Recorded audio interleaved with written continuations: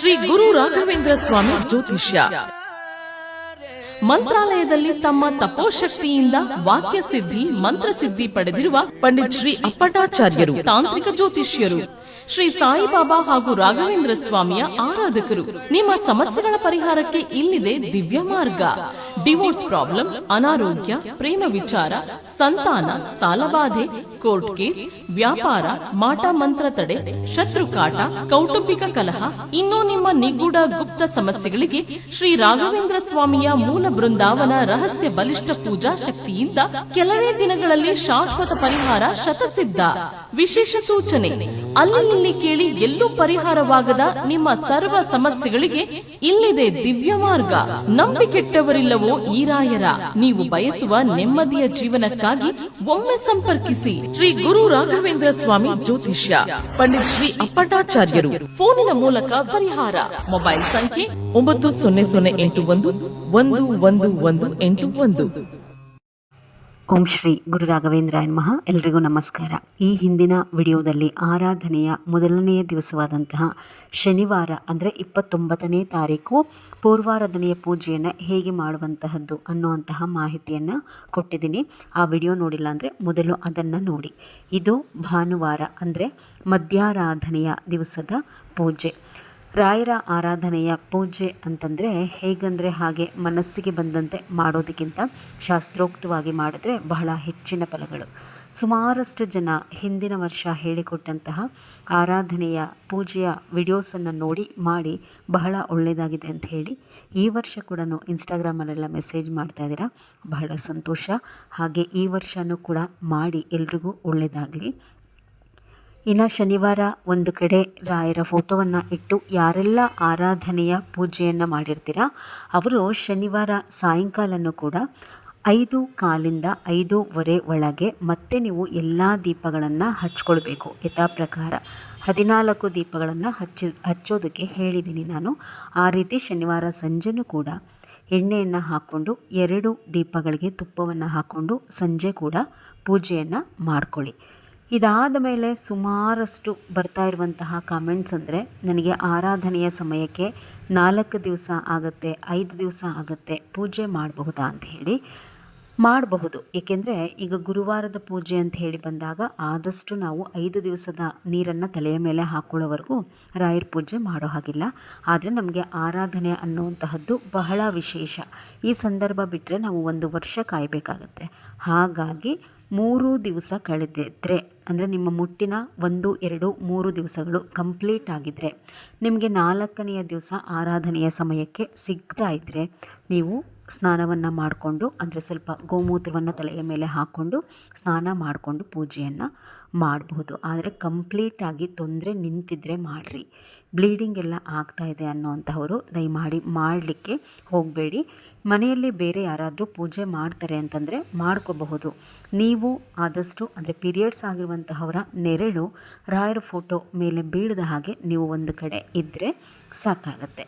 ಇನ್ನು ಶನಿವಾರ ಸಾಯಂಕಾಲ ದೀಪವನ್ನು ಹಚ್ಕೋತೀರ. ಶನಿವಾರ ನೈಟ್ ಒಂದು 8:15 8:30 ನಂತರ ನೀವೇನು ಮಾಡಬೇಕು ಅಂದರೆ ಏನೆಲ್ಲ ಹೂಗಳನ್ನು ಹಾಕ್ಕೊಂಡು ರಾಯರಿಗೆ ಅಲಂಕಾರವನ್ನು ಮಾಡಿರ್ತೀರ ಆ ಎಲ್ಲ ಹೂಗಳನ್ನು ತೆಗೆದುಬಿಡಿ. ದೀಪಗಳಿಗೆ ಹಾಕಿದ್ದಂತಹ ಬತ್ತಿಯನ್ನು ತೆಗಿರಿ. ಪ್ರತಿನಿತ್ಯ ದೀಪ ತೊಳೆಯುವಂತಹದ್ದೇನು ಬೇಡ. ಮೊದಲನೇ ದಿವಸ ತೊಳೆದಿಟ್ಟಿದ್ರೆ ಅದರಲ್ಲೇ ಹಚ್ಕೊಂಡ್ರೆ ಸಾಕಾಗತ್ತೆ. ದೇವರ ಮನೆಯನ್ನು ಪೂರ್ತಿಯಾಗಿ ಆ ಕಸವೆಲ್ಲ ತೆಗೆದು ಕ್ಲೀನ್ ಮಾಡ್ಕೊಳ್ಳಿ ಭಾನುವಾರದ ಪೂಜೆಗೆ. ಏಕೆಂದರೆ ಭಾನುವಾರನೂ ನೀವು ಮತ್ತೆ ಬೆಳಗ್ಗೆ ಬೇಗ ಪೂಜೆ ಮಾಡಬೇಕಾಗತ್ತೆ. ಇನ್ನು ಭಾನುವಾರದ ಪೂಜೆ ಅಂತ ಹೇಳಿ ಬಂದಾಗ ಮೊದಲನೇ ದಿವಸ ಎಲ್ಲಿಟ್ಟು ರಾಯರ ಫೋಟೋವನ್ನು ಪೂಜೆ ಮಾಡಿರ್ತೀರ 2ನೇ ದಿವಸ ಕೂಡ ಅಲ್ಲೇ ಇಟ್ಟು ಪೂಜೆ ಮಾಡ್ಕೊಳ್ಳಿ. 2ನೇ ದಿವಸ ಕೂಡ ರಾಯರ ಫೋಟೋವನ್ನು ಒರೆಸ್ಕೋಬೇಕು. ಶ್ರೀಮನ್ನಾರಾಯಣನ ಸ್ವರೂಪದ ಫೋಟೋ ನೀವು ಯಾವ್ದು ಇಟ್ಕೊಂಡಿರ್ತೀರ ಅದನ್ನು ಕೂಡ ಒರೆಸ್ಕೊಂಡು ರಾಯರ ಫೋಟೋಗೆ ಗಂಧವನ್ನು ಹಚ್ಕೊಡಿ. ಶ್ರೀಮನ್ನಾರಾಯಣನ ಸ್ವರೂಪದ ಫೋಟೋಗೂ ಕೂಡ ಗಂಧ, ಅರಿಶಿನ, ಕುಂಕುಮ ಎಲ್ಲವನ್ನು ಹಚ್ಕೊಂಡು ತಪ್ಪದೆ ತುಳಸಿ ಹೂಮಾಲೆಗಳಿಂದ ಮೊದಲು ಶ್ರೀಹರಿಗೆ ನೀವು ಅಲಂಕಾರವನ್ನು ಭಕ್ತಿಯಿಂದ ಮಾಡಿ. ಇದಾದ ನಂತರ ರಾಯರ ಫೋಟೋಗೆ ಗೆಜ್ಜೆ ವಸ್ತ್ರವನ್ನು ಸಮರ್ಪಣೆ ಮಾಡಬೇಕು. ಹಳದಿ ಬಣ್ಣದ ಗೆಜ್ಜೆ ವಸ್ತ್ರ 19 ಗೆಜ್ಜೆಗಳು ಅದರಲ್ಲಿ ಇರೋ ರೀತಿಯಲ್ಲಿ ಗೆಜ್ಜೆ ವಸ್ತ್ರವನ್ನು ರಾಯರಿಗೆ ಮೊದಲು ಸಮರ್ಪಣೆ ಮಾಡಿ, ನಂತರ ಮೊದಲು ತುಳಸಿಯನ್ನೇ ನಾವು ಮೊದಲು ಹಾಕಬೇಕು. ಅಂದರೆ ತುಳಸಿ ಇರುತ್ತಲ್ವ, ಮೊದಲು ಅದನ್ನು ಹಾಕಿಯೇ ನಂತರ ನಾವು ಹೂವಿನ ಅಲಂಕಾರವನ್ನು ಮಾಡಬೇಕು. ಶಾಸ್ತ್ರಕ್ಕೆ 5 ತರಹದ ಹೂಗಳನ್ನು ಬಳಸ್ಕೋಬೇಕಾಗುತ್ತೆ. ಸಿಕ್ಕಿದ್ರೆ ಪಾರಿಜಾತವನ್ನು ಬಳಸ್ಕೊಳ್ಳಿ. ಯಾವುದೇ ಕಾರಣಕ್ಕೂ ಗಿಡದಿಂದ ಪಾರಿಜಾತ ಕೀಳಬಾರ್ದು. ಒಂದು ಬಟ್ಟೆಯನ್ನು ಕೆಳಗೆ ಹಾಸಿ ಆ ಮರದ ಕೊಂಬೆಯನ್ನು ಅಲುಗಾಡಿಸಿದ್ರೆ ಹೂಗಳು ಬೀಳುತ್ತೆ. ನೆಲದ ಮೇಲೆ ಬಿದ್ದಂತಹ ಹೂಗಳನ್ನೆಲ್ಲ ತಂದು ದೇವರಿಗೆ ಇಡಬೇಡಿ. ಸಿಕ್ಕರೆ ಪಾರಿಜಾತ ಒಳ್ಳೆಯದು, ಬಳಸ್ಕೊಳ್ಳಿ. ಇಲ್ಲಾಂದರೆ ಸೇವಂತಿಗೆ, ದುಂಡು ಮಲ್ಲಿಗೆ ಹೂವು, ಕನಕಾಂಬ್ರ, ಸುಗಂಧರಾಜ ಈ ಹೂಗಳನ್ನು ರಾಯರಿಗೆ ಬಳಸ್ಕೊಂಡು ಅಲಂಕಾರವನ್ನು ಮಾಡ್ಕೊಳ್ಳಿ. ಅತಿಯಾದ ಅಲಂಕಾರ ಬೇಡ. ಎಷ್ಟು ಬೇಕೋ ಅಷ್ಟು ಅಲಂಕಾರವನ್ನು ಮಾಡಿಕೊಂಡು ರಾಯರ ಅಲಂಕಾರವನ್ನು ಪೂರ್ಣಗೊಳಿಸ್ಕೊಳ್ಳಿ. ಇದಾದ ನಂತರ ರಾಯರ ಮುಂದೆ ಕಳಸವನ್ನು ಇಡಬೇಕಾಗತ್ತೆ. ರಾಯರ ಮುಂದೆ ಇಡುವಂತಹ ಕಳಸಕ್ಕೆ ಯಾವುದೇ ಕಾರಣಕ್ಕೂ ವಿಳೆದೆಲೆಯನ್ನು ನಾವು ಬಳಸಲಿಕ್ಕೆ ಬರೋದಿಲ್ಲ. ರಾಯರ ಫೋಟೋ ನೀವು ಏನು ಇಟ್ಕೊಂಡಿರ್ತೀರ ಆ ಫೋಟೋ ಎದುರುಗಡೆ ಒಂದು ಚಿಕ್ಕದಾಗಿ ಸ್ಟ್ಯಾಂಡ್ ಇದ್ದರೆ ಇಟ್ಕೊಳ್ಳಿ. ಇಲ್ಲ ಅಂತಂದರೆ ಒಂದು ತಟ್ಟೆಯಲ್ಲಿ ಅಕ್ಕಿಯನ್ನು ಹಾಕ್ಕೊಳ್ಳಿ. ಆ ಅಕ್ಕಿಯನ್ನು ಹಾಕಿದ ಮೇಲೆ ಮಂತ್ರಾಲಯದ ಒಂದು 4 ಕಾಳು ಅಕ್ಷತೆ ಇದ್ದರೆ ರಾಯರ ಸ್ಮರಣೆಯನ್ನು ಮಾಡಿಕೊಂಡು ಆ ತಟ್ಟೆಗೆ ಒಂದು 4 ಕಾಳು ಅಕ್ಷತೆಯನ್ನು ಹಾಕ್ಕೊಳ್ಳಿ. ಇದಾದ ನಂತರ ಒಂದು ಕಳಸವನ್ನು ಅದರ ಮೇಲೆ ಇಡಿ. ಕಳಸಕ್ಕೆ ಯಾವುದೇ ಕಾರಣಕ್ಕೂ ಅರಿಶಿನ ಕುಂಕುಮ ಹಚ್ಚುವಂತಹದ್ದು, ಕಳಸದ ಒಳಗಡೆ ಕೂಡ ನಾವು ಅರಿಶಿನ ಕುಂಕುಮ ಹಾಕುವಂತಹದ್ದು ಮಾಡಬಾರ್ದು. ವಿಶೇಷವಾಗಿ ಇದನ್ನು ನಾವು ರಾಘವೇಂದ್ರ ಸ್ವಾಮಿಗಳ ಹೆಸರಿನಲ್ಲಿ ಇಡುವಂತಹ ಕಳಸ ಇದು. ಆ ಕಳಸದ ಒಳಗಡೆ ನೀವೇನು ಮಾಡಬೇಕಪ್ಪ ಅಂತಂದರೆ ಒಂದು 4 ಕಾಳು ಕೆಂಪು ಅಕ್ಷತೆ, ನೀವು ಮನೆಯಲ್ಲಿ ಮಾಡ್ಕೊಂಡಿರ್ತೀರಲ್ವ ಕೆಂಪು ಅಕ್ಷತೆ, ಆ ಬಲಗೈಯಲ್ಲಿ ಮೊದಲು ಕೆಂಪು ಅಕ್ಷತೆ, 1-2 ಎಲೆ ತುಳಸಿಯನ್ನು ಹಿಡಿದುಕೊಂಡು ಇದ್ದರೆ ಪಾರಿಜಾತ ಇಲ್ಲಾಂದರೆ ದುಂಡುಮಲ್ಲಿಗೆ ಹೂವನ್ನು ಬಲಗೈಯಲ್ಲಿ ಹಿಡ್ಕೊಳ್ಳಿ. ಸಂಕಲ್ಪ ಮಾಡ್ಕೋಬೇಕು. ಏನೆಲ್ಲ ಮನೆಯಲ್ಲಿ ಕಷ್ಟ ಇದೆ ಅಥವಾ ಇಷ್ಟಾರ್ಥಗಳಿದೆ ಎಲ್ಲವನ್ನು ಕೂಡ ರಾಯರಲ್ಲಿ ಪ್ರಾರ್ಥನೆಯನ್ನು ಮಾಡಿಕೊಂಡು ರಾಯರಿಗೆ ನಮಸ್ಕಾರವನ್ನು ಮಾಡಿಕೊಂಡು ಮನಸ್ಸಿನಲ್ಲಿ ಆ ವಸ್ತುಗಳೆಲ್ಲವನ್ನು ಕಳಸದ ಒಳಗಡೆ ಹಾಕಿ ಮೊದಲು. ಇದಾದ ನಂತರ ನೀವು ಕಳಸಕ್ಕೆ ನೀರನ್ನು ಹಾಕಿ 5 ಇಲ್ಲ ಅಂದರೆ 9 ಮಾವಿನ ಎಲೆಗಳನ್ನು ಬಳಸ್ಕೊಂಡು ಒಂದು ತೆಂಗಿನಕಾಯಿಯನ್ನು ಬಳಸ್ಕೊಂಡು ಕಳಸವನ್ನು ಹೂಡ್ಕೊಳ್ಳಿ. ಕಳಸಕ್ಕೂ ಕೂಡ ಸ್ವಲ್ಪ ಹೂವನ್ನು ಹಾಕಿ ಅಲಂಕಾರವನ್ನು ಮಾಡ್ಕೊಳ್ಳಿ. ಕಳಸ ಹೂಡಬೇಕು, ತುಂಬ ಒಳ್ಳೆಯದು. ಯಾವಾಗ ಸಂಕಲ್ಪದ ಕಾಯಿಯನ್ನು ತೆಗಿಬೇಕು, ಕಳಸ ತೆಗಿಬೇಕು ನೋಡಿ, ಎಲ್ಲವನ್ನು ಅರ್ಧಂಬರ್ಧ ಹೇಳ್ಕೊಟ್ಟಂತೂ ಬಿಡೋದಿಲ್ಲ. ಈ ಹಿಂದೆ ಏನಿದ್ರ ನೆಕ್ಸ್ಟ್ ವಿಡಿಯೋಸ್ ಮಾಡ್ತೀನಲ್ವ ಅದರಲ್ಲೆಲ್ಲ ತಿಳಿಸ್ಕೊಡ್ತೀನಿ. ಮೊದಲನೇ ವಿಡಿಯೋನಲ್ಲಿ ಕಾಯಿ ಸಂಕಲ್ಪದ ಬಗ್ಗೆ ಹೇಳ್ಕೊಟ್ಟಿದ್ದೀನಿ, ಅದನ್ನು ನಾನು ಇಲ್ಲಿ ಹೇಳಿದೆ. ಹೊಸಬ್ರಾದರೆ ಮೊದಲು ಆ ವಿಡಿಯೋವನ್ನು ನೋಡಿ.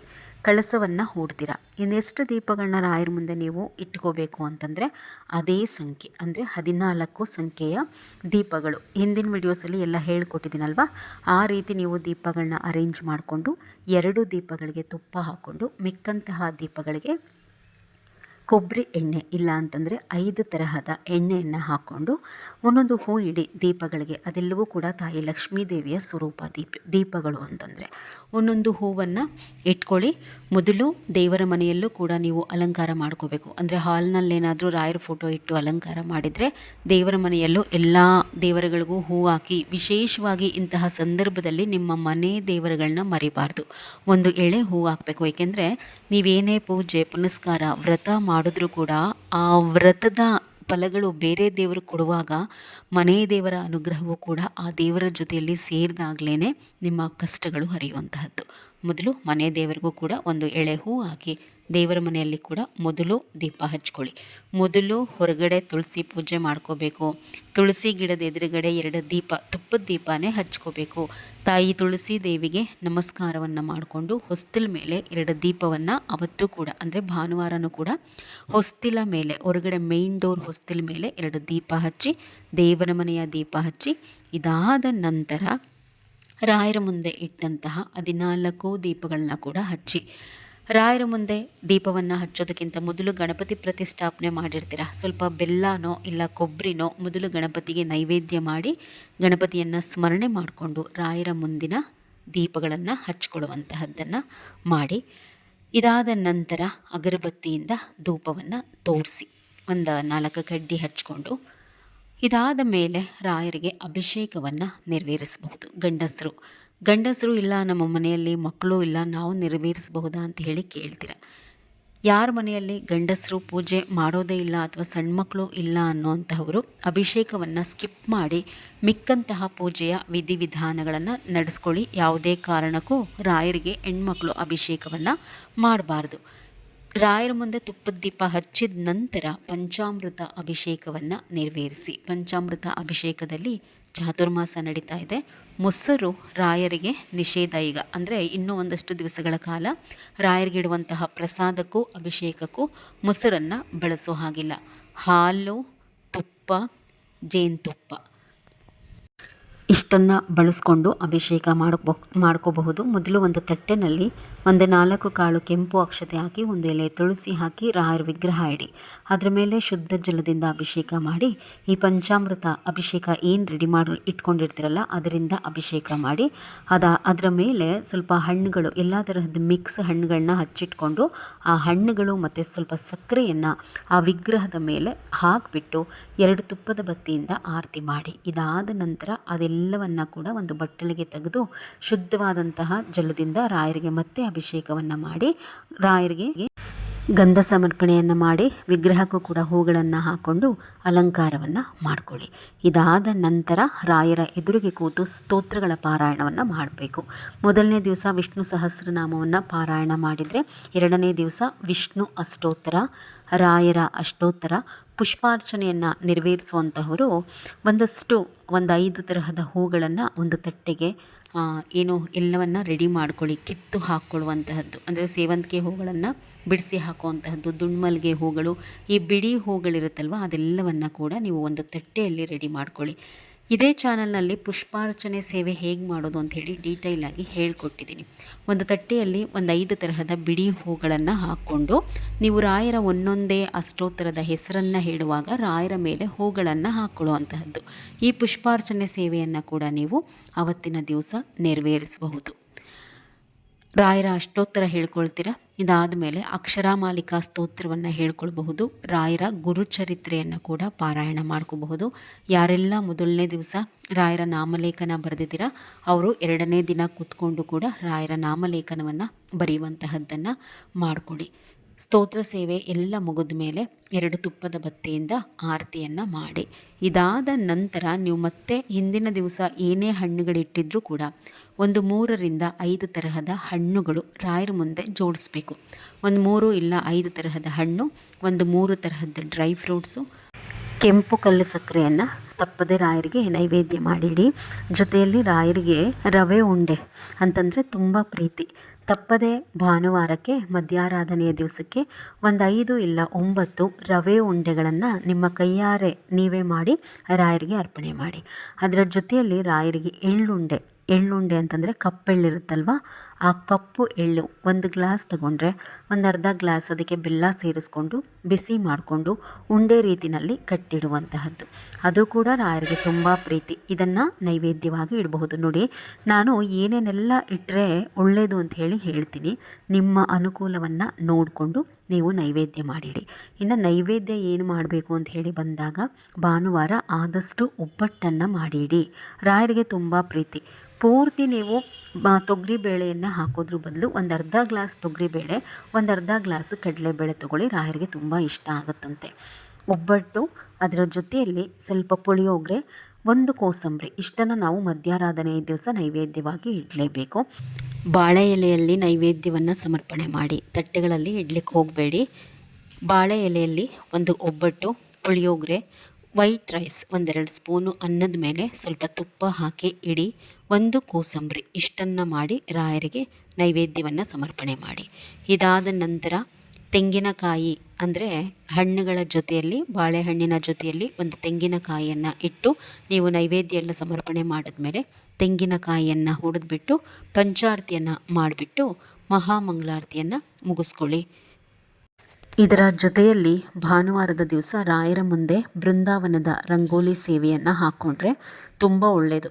ಈ ವಿಡಿಯೋವನ್ನು ಕೂಡ ಮಾಡಿ ಹಾಕಲಿಕ್ಕೆ ಸಮಯವಿಲ್ಲ, ಆರಾಧನೆಯ ಕೆಲಸ, ಪೂಜೆಯ ಬಗ್ಗೆ ತಿಳಿಸ್ಕೊಡ್ಲೇಬೇಕು ಅಂತ ಹೇಳಿ ವಿಡಿಯೋ ಮಾಡಿದ್ದೀನಿ. ಆದಷ್ಟು ನಾಳೆ ರಂಗೋಲಿ ಸೇವೆಯನ್ನು ಯಾವ ರೀತಿ ಮಾಡುವಂತಹದ್ದು, ಮಠದಲ್ಲಿ ಏನೆಲ್ಲ ಸೇವೆಗಳನ್ನ ಮಾಡಬಹುದು ಅಂಥೇಳಿ ನೆಕ್ಸ್ಟ್ ವಿಡಿಯೋಸಲ್ಲಿ ತಿಳಿಸ್ಕೊಡ್ತೀನಿ. ಮಧ್ಯಾರಾಧನೆಯ ದಿವಸ ರಾಯರಿಗೆ ತಪ್ಪದೆ, ನಾನು ಹಿಂದಿನ ವಿಡಿಯೋನಲ್ಲಿ ಹೇಳಿದ್ನಲ್ವಾ, ಒಂದು ಬಿಳಿ ಬಣ್ಣದ್ದು ಜರಿ ಇರುತ್ತಲ್ವ, ಅಂಚಿರುತ್ತಲ್ಲ, ಆ ಥರ ಒಂದು ಪಂಚೆಯನ್ನು ತಂದುಬಿಟ್ಟು ಒಂದು ಟ್ರೇನಲ್ಲಿ ಇಟ್ಟು ರಾಯರ ಮುಂದೆ ಹಣ್ಣೆಲ್ಲ ಜೋಡಿಸ್ತಿರಲ್ವ, ಅದೇ ರೀತಿ ರಾಯರ ಮುಂದೆ ಇಟ್ಟು ರಾಯರಿಗೆ ಅದರ ಮೇಲೆ ಸ್ವಲ್ಪ ಮಡಿ ನೀರು, ಒಂದು ಎಲೆ ತುಳಸಿಯನ್ನು ಹಾಕಿಬಿಟ್ಟು ರಾಯರಿಗೆ ಸಮರ್ಪಣೆ ಮಾಡಿ.